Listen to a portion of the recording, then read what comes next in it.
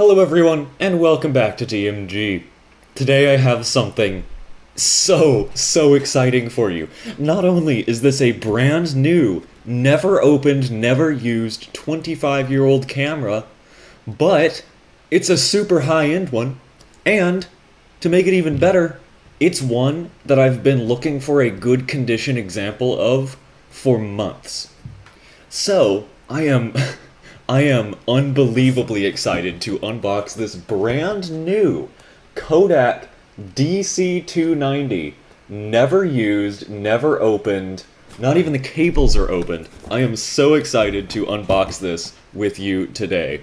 So, without any further ado, let's look at it. So, of course, the front of the box shows off the camera and some of its features, like 3.3 megapixel, ultra resolution, its support for TIFF files, that sort of thing, and its support for Digita scripts if you want to program your camera. I've made a lot of videos on Digita OS cameras. I do recommend going and watching at least the first one to get a little bit of prerequisite information, but it's an operating system that allows you to program your own software and download software for your cameras. And, well, you'll be seeing that today because I have some software on this card that I'm going to try out on the 290. Anyway, this side of the box has a lot more of the technical specifications, sensor resolution and all that stuff, and what's in the box, like what accessories it comes with. Over here, overview of the buttons and things, and another overview of what's in the box, but more on the software side. So we're going to see some of that software as well. I broke it. Oh no. Oh no. Okay, well, I will be gluing that back together.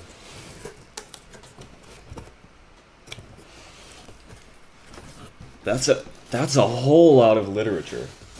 Good golly. In a little baggie. So, registration to get a free gift from Kodak.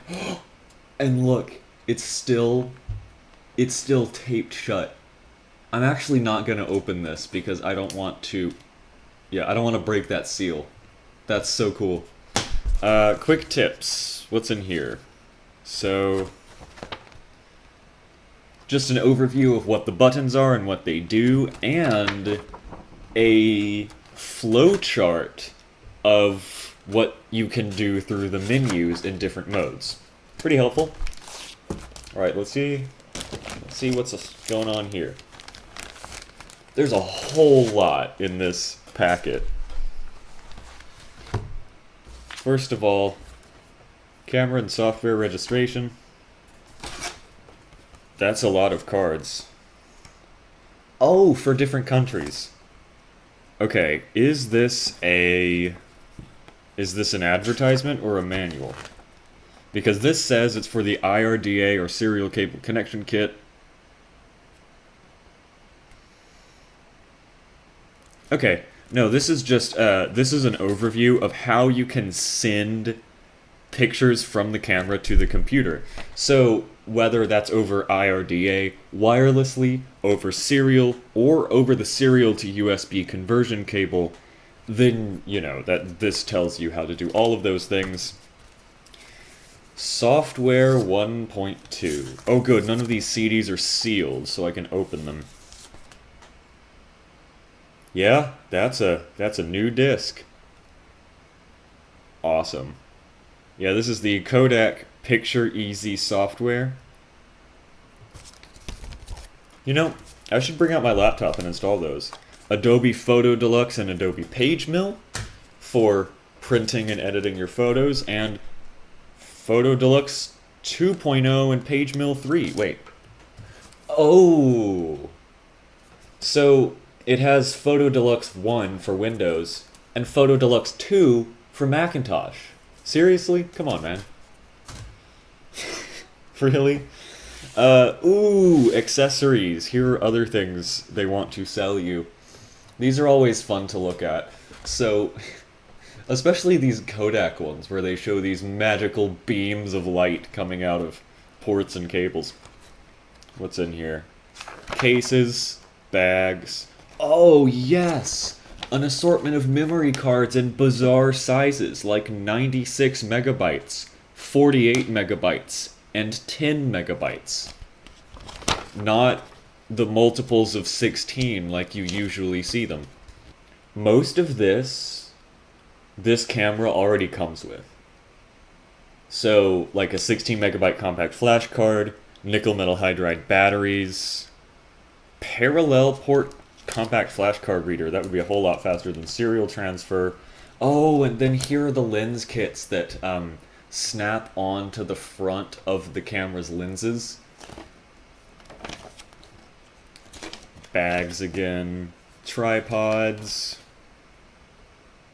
Whoa. Okay, just an optical drive. AC adapters, chonky chargers, and the numbers you can call to order them. Safety instruction. What do you mean safety instructions? How is this going to hurt me? Maximum charge of 1450 milliamp hours. It is warning me in this safety manual, which is a shame. I guess I've been ruining my Digita OS cameras by running them with modern 2800 milliamp hour nickel metal hydride batteries.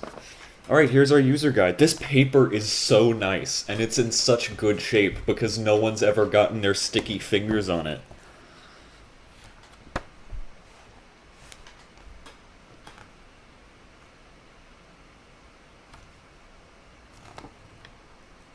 Amazing. I love how in this flowchart they show how you can share your photos if you don't own a computer. I love seeing things like that because that was still absolutely a possibility in this era. Someone would buy a digital camera and not own a computer. Boom. Okay, and now is for the fun part, what we're actually here for.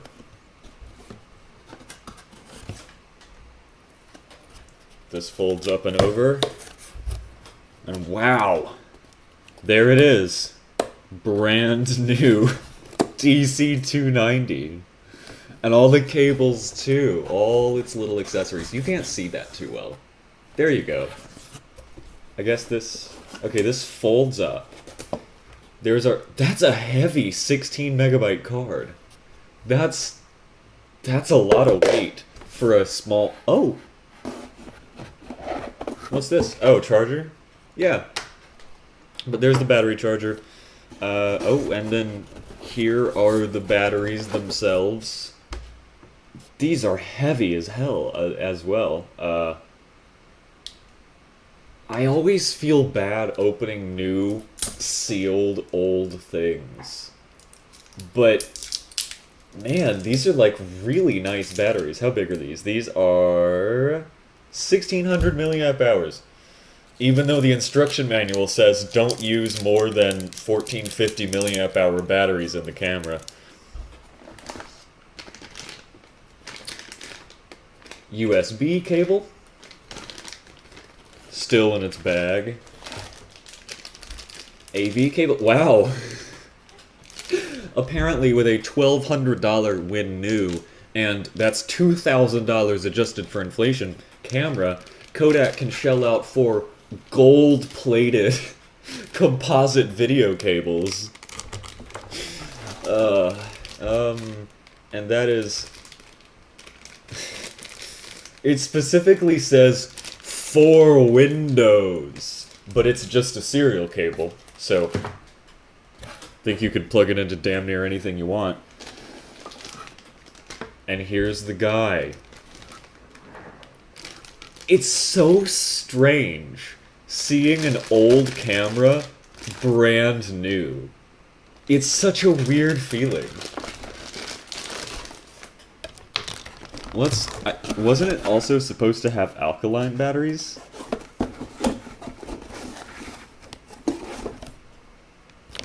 Guess I'll have to mail a complaint to Kodak and say that 26 years ago they didn't pack all the batteries in the bag. Wow. Still has the cover over the screen. Oh no. Oh.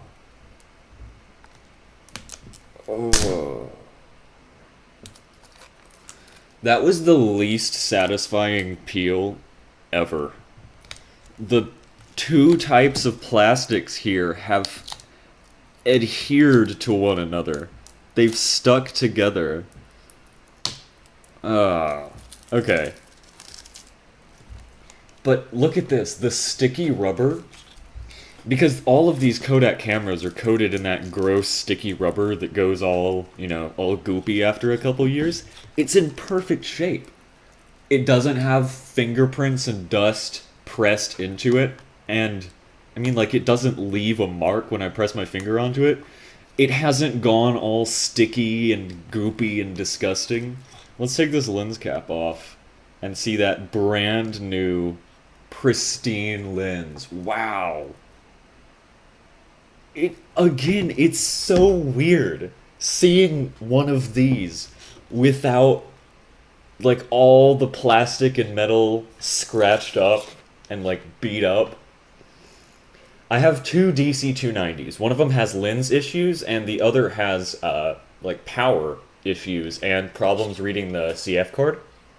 So I've been trying to get a good working one for a while, and this is about the best way I could have done it. Alright, well, that brings us to the fun part. We're going to put some batteries in and turn this guy on. Here we go. Turning on a brand new DC-290 for the first time. Wow! This screen is so blue. That's crazy. Because these are cold cathode backlit, and they go yellow over time. That's what CCFLs do. Alright, we're going to open our menu here, our software menu, and this is insane. I mean, the screen looks so good compared to my well-used Kodak cameras. This is crazy. I already feel the rubber going... Oh, yeah. The rubber is going sticky already, and it's leaving marks on my hands. You can see those. But now, you get to experience the user interface. I'm going to unwrap these beautiful gold-plated cables. What shooting settings do we have? So, yeah, it still has the same white balance settings as the DC-220 and 260. Under our still settings, though, uncompressed TIFF, hell yeah. So that is a setting that very few Digita OS cameras support. In fact, only this one and the HP 912. Yeah, resolution high. Ultra. So ultra resolution is a fancy feature of this camera. It interpolates the photos up to 3.3 megapixels on the camera itself. Now, some softwares could do that when you imported pictures from the camera into the software on the computer, but because this has a shockingly powerful processor, you can do it right here on the camera. So we'll bump it back down to high resolution. I think, yeah, you can't do ultra resolution TIFF, I don't think, which is a shame. What about time-lapse? What settings do we have here? Oh wow, you can even enable ultra resolution and TIFF for time-lapse? That is rad. Wow, okay. Oh, exposure lock and long time exposure. So this does have some fancier features. It also has external flash sync, which not too many Digita OS cameras do either, in the form of this port here. First thing we're gonna do is we're going to check our shutter count. 0! Shutter count Zero. Again, it's so crazy seeing this brand new and not used even one single time. And it's a little confusing. Like, who would buy the equivalent of a $2,000 camera and just leave it in the box and never use it for a quarter of a century? This is crazy. So shutter count of 0. How much RAM are we running? We have, good golly, 12.5 megabytes of RAM. That is a whole lot.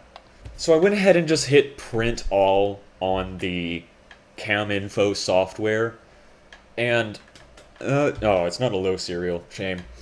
But it looks like there's nothing else crazy interesting here. Just the super cool thing was seeing that 0 shutter count. And also my fingers are getting increasingly sticky because this sticky rubber, usually it's already rubbed off on someone's hand before the camera gets to me, but I'm the first to ever touch this. So that means I get the full force of all the gross shit that this camera has to offer. So software-wise, this has the same processor as the Kodak DC220 and 260, but it's clocked a whole lot higher. It's clocked a hell of a lot higher. And here we go, flash mark benchmark. Now this is not the fastest speed I've ever seen, but it's going to be faster than most Digita OS cameras. I think it'll get beaten still by the HPs, the later HPs that is, like the, 53, okay. Now something I will mention, I've been holding it to do these tests, and this curve is so much more ergonomic than the other Digita OS cameras from Kodak. It's really comfortable to hold in the hand. 12 minutes on tape. Okay, well, it's been about 3 months since I bought this. I've been playing with it, I've been troubleshooting, and unfortunately I've come to the conclusion that there's just something about these cameras that is horribly cursed and makes them very unreliable. So I have successfully shot several photos on this camera, and they look fine, they look pretty good, and this is an extremely capable camera when it's working right. However, I have no idea what's up with mine, but the CPU is only like half as fast as it should be, and it hangs while trying to load software from the compact flash card. So, inexplicably, just this particular unit has problems. I really would think that electrolytic capacitors might be to blame, and I would open it up and try to replace them, but unfortunately, these are an utter nightmare to work on. So, don't get me wrong, I'm still very, very glad. I consider myself extremely lucky to have gotten a DC290 brand new, sealed in its box. But I don't recommend for you to do the same, because these don't have a good track record with reliability. So the first one I got had like the zoom and focusing problem. The second one that I got had problems with the compact flash reader, and now this one has probably like a firmware problem or capacitors. So I honestly think it might be better to get a used one. If you really need a DC290, get one that's had current flowing through it. And the other problem that I'm about to discuss, so this sticky rubber that's like decayed and made it unfortunately sticky and gross to hold, is also getting down inside the mechanism. So if you have a sealed one that's never moved from the factory, the mechanism can get jammed and stuck. And I'm going to show you what that looks like here. We're powering on our DC290. Sony is on, by the way. So we're powering on our DC290. Initializes the card, and typically it would extend the lens right now. But it doesn't. If we turn on our display, it's like weirdly out of focus, and I have to wiggle the zoom back and forth until the lens gets unstuck, and then I can zoom out and then it takes pictures just fine. But it takes that extra step of finagling to get it to actually work. Now, I've tried the TIFF, I've tried the super upscaled, mega ultra resolution JPEGs, and this is a good looking camera. It looks exceptional for its era, and I'm really impressed with the images that it produces. But unfortunately, I really can't recommend that you buy one because of the reliability issues. All of this said, once again, it's still a really good looking camera, and I'm glad to have one, especially so complete and never used, still in its factory box. But it's just a thing to be conscious of, that these have mechanical and electronic problems that that you're not going to want to deal with. That out of the way, let's go look at this camera's strong points, its images, because it looks absolutely fantastic. And also because this CCD has never been exposed to light before. It's just been sitting in a box, doesn't have any dead pixels, it doesn't have any like weird color problems. This is pretty much as fresh as it possibly could be. So the photos you're going to see are as close to when this was new as could be possible. But yeah, let's go look at some of those pictures. Alright, well, let's look at some photos. So, first of all, we have the TIFF pictures that I took with the lens not fully extended. So this is what all of the pictures look like, unless you do the trick where you flip the zoom back and forth with your thumb pretty quickly. Sometimes I also have to go in the focus menu and set it to a certain focal length to get it to extend properly. So these are what all your photos are going to look like, unless you do that, unfortunately, if your camera has my problem, that is.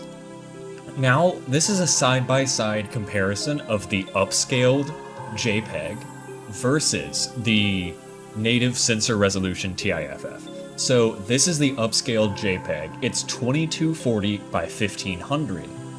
And that is the original 1792 by 1200 TIFF.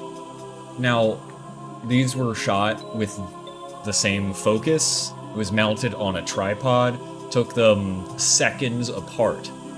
And there's definitely a massive difference. Now, there's already a pretty significant difference between TIFF and native JPEG. The colors look duller in the JPEG. The JPEG looks bluer. TIFF, JPEG. TIFF, JPEG. But there's a very definite improvement over using the lossless, uncompressed TIFF, which is a 6 megabyte photo, versus the 635 kilobyte JPEG. So that's the native TIFF, native JPEG. But you go to the upscaled JPEG, and it's kind of a mess. So it uses interpolation to upscale to 3.3 megapixels, the same technique that scanners use, like flatbed scanners. And it works great for text on your flatbed scanner. It doesn't work very well here. So once again, flipping back and forth between upscaled 3.3 megapixel JPEG and original TIFF, you'll see the text, especially up here, normal, Dolby, tape select, all that, is significantly blurrier and more difficult to read in the JPEG. Some of the text down here is also blurrier, less sharp. It looks slightly out of focus, but it's manual focus, and I set it the exact same for both photos. So the only factor causing this is the interpolation. So the lines, just lines in general, lines and hard edges look less detailed. Fine details just do not get picked up super well. They get glazed over by the interpolation algorithm.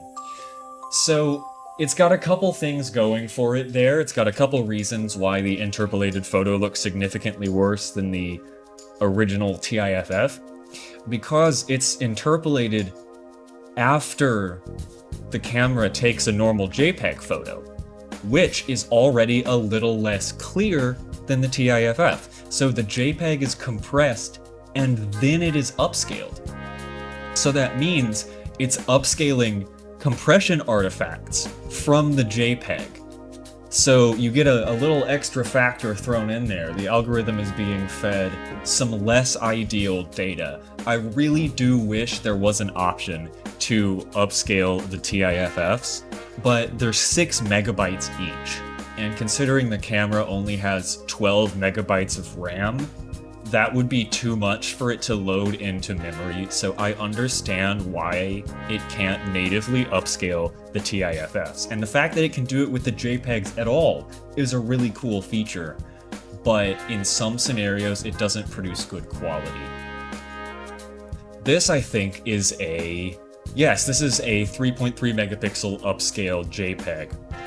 Now, this one is actually very good looking. The contrast between light and dark areas looks just fine. There aren't super hard, sharp edges anywhere in this image, so you don't really see the blurriness come through. Now, you do get the grain that is always inherent to old CCD sensors. This has about a 12 millimeter actual sensor size. So you get regular CCD grain, but this actually looks better than the non-upscaled version. But let's look at all my pictures here. Let's open the DC290 folder. This is an interpolated, upscaled 3.3 megapixel JPEG time-lapse. I wanted to see if the interpolation algorithm would interpret the same object in the same way every time. And it looks like it's very consistent. I was worried that between shots of a time-lapse, lighting and things like grain on a underexposed surface would not be portrayed the same from shot to shot, but they are. Looking at this building, it looks pretty much the same throughout the whole time-lapse.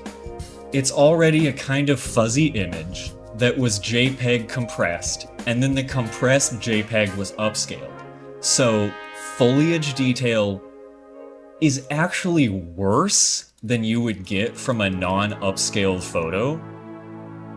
A TIFF would have been better generally for a time-lapse, and you get these kind of funky lines around the edges of buildings. There's a little bit of ghosting here. Some of that is artifacting from the compression, but some of that is certainly made more visible and more problematic, I suppose, by the fact that it is an interpolated photo. But if you're just looking at it, say like you've got an image this size, it looks really good. You can't tell. You can't tell that it's a crusty JPEG from an old camera. Generally, it's very good for time lapses if you don't look particularly close. Now, I have another time lapse for you here. Once again, JPEGs. So I shot this in bad lighting on purpose, with a significantly brighter background, an overexposed background, and an underexposed foreground, because old CCDs struggle with this, especially old CCDs with very small sensors. So I just set it outside, set up an automatic time-lapse. This is not interpolated. This is 1792 by 1200. This is the native like 2-something megapixel resolution of the sensor. I wanted to see how much detail it would capture from the birds when washed out by the background, as a sort of test of essentially how good the CCD is, because I've only ever had these with used CCDs that have seen light a lot. Camera sensors actually do wear out. When they're exposed to light a lot, you start getting little dead pixels or less responsive regions on the CCD. So I was very, very excited to put this very fresh one to the test. My favorite part about this picture is definitely the patches of dappled sunlight and the wet rocks. I feel like the details on those was captured exceptionally well.